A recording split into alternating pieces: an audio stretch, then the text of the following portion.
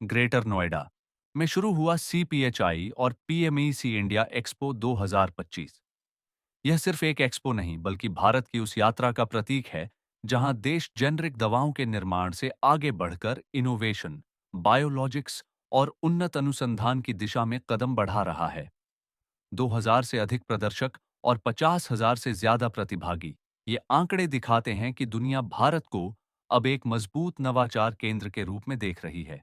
CDA, Pharmexcil और OPPI के शीर्ष अधिकारियों ने माना कि भारत आने वाले 5 वर्षों में एक ग्लोबल इनोवेशन लीडर के रूप में उभरेगा। 1 लाख करोड़ की नई अस्पताल फाइनेंस योजना और बेहतर IP सुरक्षा से भारत का R&D इकोसिस्टम और मजबूत होगा। और यही दिखाता है कि भारत अब सिर्फ दुनिया की फार्मेसी नहीं बल्कि दवाओं का भविष्य बनाने वाला देश बन रहा है। And also PMAC in Greater Noida, but with an overlap of one day, so everybody will be able to visit both the expos because it is growing 20%. Today we know the Indian pharma is worth around $60 billion.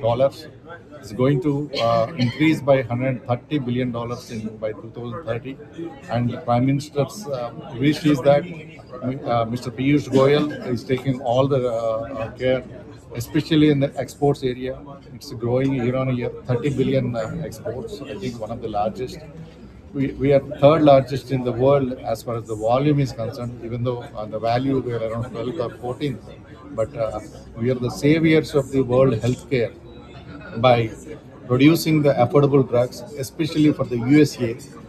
Every pill, 3 दवाई में एक दवाई हिंदुस्तान से ही जाता है, US में इतना बड़ी बोलता है, but ultimately they trust our medicine and we are safeguarding. But US alone, we are exporting around $10 billion worth of medicines. But that 10 billion actually equal to more than $250 billion worth. That is the healthcare load we are reducing. I think we are all very proud of the Indian pharma sector, and we are happy that we are representing here from all the multiple sectors, multiple associations are involved in this. And this expo under Informa Market is a big catalyst. It's not an expo. If you say it is an expo, it's an understatement. So it is helping the industry to grow year on year by 20%, and this will be going forever. Thank you very much.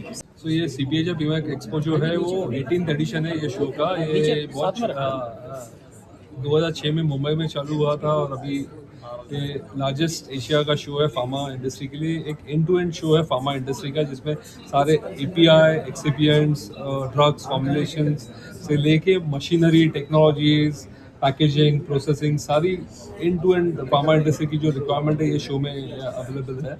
और ये साल सबसे बड़ा ये show हम लोग कर रहे हैं। यहाँ पे पूरा वेन्यू, सारे इंडोर हॉल, सारा आउटडोर स्पेस, सारा कवर कर चुके हैं। 2000 से ज़्यादा एग्जिबिटर्स आए हैं एंड अटेंडीज 50,000 से ज़्यादा अटेंडीज ये 3 दिन में आएंगे। अराउंड 130 से ज़्यादा कंट्री से एक्सपेक्टेड है इन 3 दिनों में। सर नवाचार कितने यूनिवर्सिटी कितने हैं आप?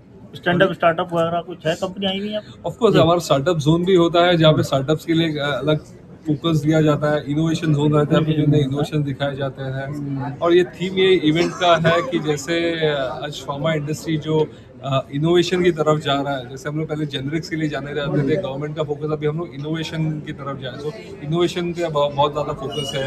API सेल्फ रिलायंस का बहुत फोकस है। जो API जो हम लोग इंपोर्ट करते हैं उसको कैसे कम किया जाए, चाइना पर डिपेंडेंस कैसे कम किया जाए, बाकी डिजिटाइजेशन हो, आपके जो सस्टेनेबल प्रोसेस हो, ESG नॉर्म से कैसे एफिशिएंटली प्रोसेस किया जाए विदाउट इकोलॉजी पे हार्म करके। तो ये बहुत टेक्नोलॉजिकल एडवांसमेंट का ये शो है जहाँ पे सारी नई टेक्नोलॉजी देखने AI पे कितना? सो टारगेट बहुत है। आज हम लोग एक $60 बिलियन का इंडस्ट्री है, उसमें से अगर देखा जाए 50% डोमेस्टिक और एक्सपोर्ट्स है। आज $30 बिलियन डोमेस्टिक मार्केट और $30 बिलियन का एक्सपोर्ट मार्केट है। ये इंडस्ट्री आज नेक्स्ट 5 साल में डबल से ज़्यादा होने वाला है। $130 बिलियन का इंडस्ट्री की गुंजाइश है बाई 2030 और 47 तक गवर्नमेंट का टारगेट है कि ये $450 बिलियन का हो जाए।